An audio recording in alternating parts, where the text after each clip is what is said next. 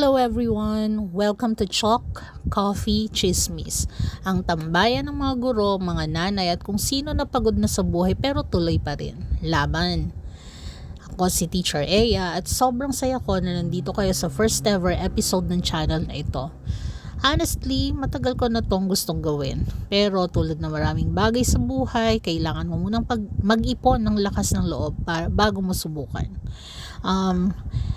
During the pandemic, I used this platform, I used this channel to reach out to my students who were at home. I was an online teacher, so I had to create online lessons for them.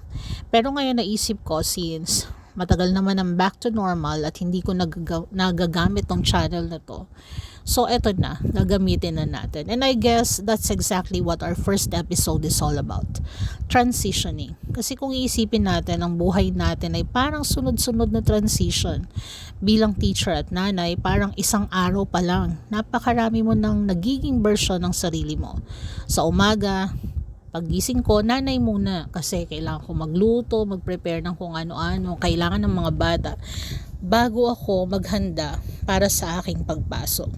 Maalis ako ng madaling araw, as in wala pang 5 a.m. nasa labas na ako ng bahay, papunta ng school. Pagdating sa school, ibang tao ka na naman, or ibang tao na naman ako, that teacher na, okay? Teacher na si Teacher Ea. Kailangan handa ka sa lesson, sa mga tanong ng student, sa deadline, sa mga reports. At kung advisor ka, gaya ko, dagdag mo na rin ang mga problemang minsan hindi mo alam kung saan nanggagaling. Tapos, pag-uwi ko, transition ulit. Hindi na ako teacher, nanay na ako ulit, asawa, anak, o simpleng, kagaya ng iba, pagod at gusto na lang humiga. Minsan naiisip ko, ilang beses ba tayong nagpapalit ng papel sa isang araw? At minsan nakakapagod din. Hindi naman kasi madaling mag-transition. May mga transition na exciting, gaya ng bagong school year, bagong trabaho, bagong opportunity, pero meron ding transitions na mahirap. Yung kailangan mong tanggapin na may mga bagay na nagbabago, may mga plano na hindi natutuloy, may mga pangarap na kailangan mo nang ipagpaliban, at may mga pagkakataong kailangan mong magsimula ulit. Sa totoo lang, itong podcast na ito ay isa ring transition para sa akin. Sanay akong magsalita sa harap ng klase, sanay akong magturo, pero umupo sa harap ng cellphone at magkwento ng mga iniisip ko, iba rin pala.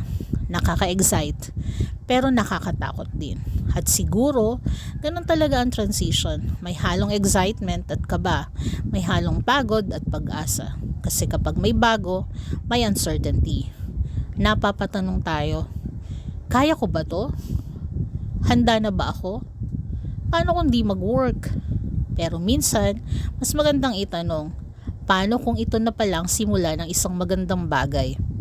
Kadalasan kasi nakakalimutan natin kung gaano na tayo kalayo.